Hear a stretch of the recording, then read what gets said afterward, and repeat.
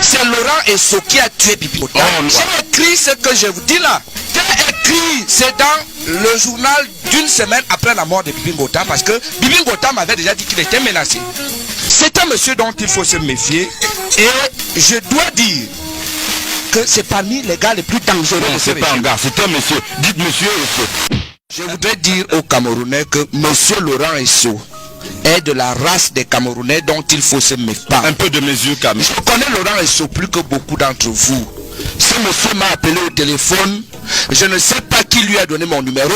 Il m'a reçu dans son donné ça, non? Il était ministre des Relations extérieures. Je n'ai jamais eu à entretenir de commerce avec Laurent Esso.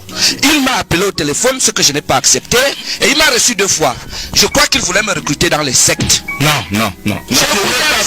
Vous n'étiez pas avec moi. Et je vais vous dire ce qui s'est passé par la suite. Il m'appelle.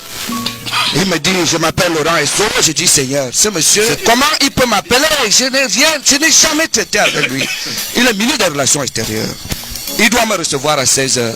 J'arrive à 16h, je trouve qu'à partir de la guérite, on m'attend comme si on attendait un chef de l'État. Ateba n'est pas n'importe qui. Il reçoit à son bureau, il a parlé pendant... Il m'a donné 100 000 francs. Et il a fait... C'est-à-dire, c'est comme si j'avais raté un examen. Et quand Bibi Ngota est mort, Bibi Ngota était mon ami. J'ai dit que c'est Laurent Esso qui a tué Bibi Ngota. J'ai écrit ce que je vous dis là. J'ai écrit, c'est dans le journal d'une semaine après la mort de Bibi Ngota, parce que Bibi Ngota m'avait déjà dit qu'il était menacé. Et j'ai dit que Laurent Esso, qui est d'Aïdo, doit prendre le corps de Bibi Ngota et aller l'enterrer à Daïdo, à Douala. Il ne vous le pardonnera jamais. Je m'en fous de lui. Comme vous lui cherchez des... Je m'en fous de Laurent.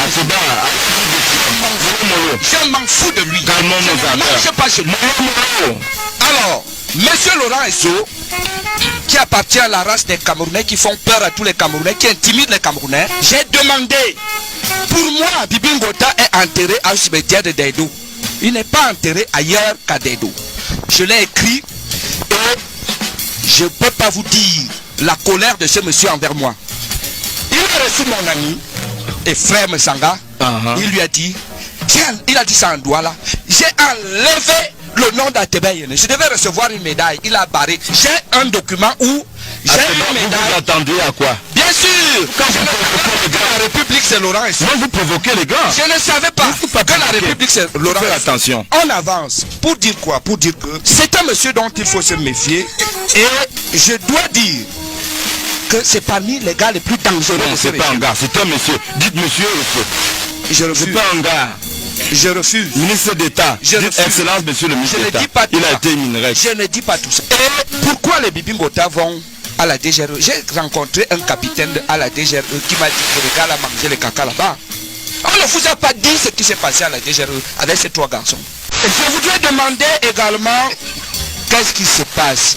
La gestion du port de Douala. Le jour où les gens diront la vérité dans ce pays. Vous savez qui gère le port de Douala avec les Bolloré? On utilise le nom de Bolloré. Mais les vrais gens qui gèrent le port de Douala sont là, dans le gouvernement, prétendent soutenir Paul Biya. L'autant des clarifications dans ce pays arrive. Bref, vous saurez les vrais Camerounais qui ont pillé et qui pillent le Cameroun. Laurent Esso en veut à Etundo Yono, c'est clair. Mais Laurent Esso en veut à Etundo Yono. Il veut sa tête pour 2 raisons.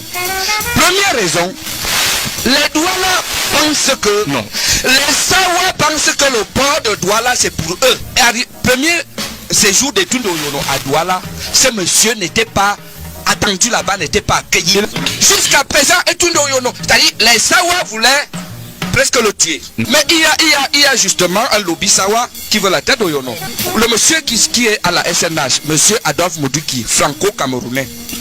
Il faut le savoir, il a voté le président français il n'y a pas longtemps. Il faut le savoir, parce que quand les problèmes vont commencer, on va dire que oui, il est français. Et lobby Sawa en veulent, certains lobbies Sawa en veulent à Etundo Yono. Bon, c'est clair et c'est net. Ce monsieur a ramené le port. Et c'est les réseaux Laurent Esso qui ont amené nous-mêmes au port de Douala. Il a coulé le port.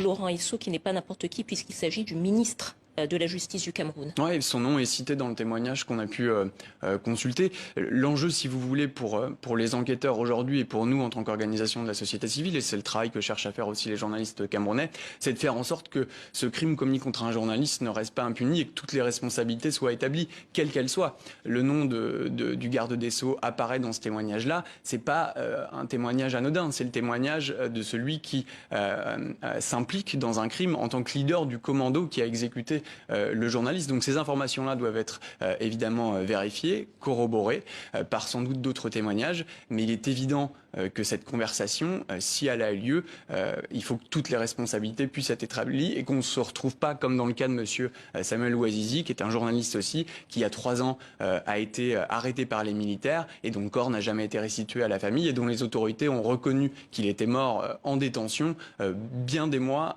après qu'il ait été tué. Alors,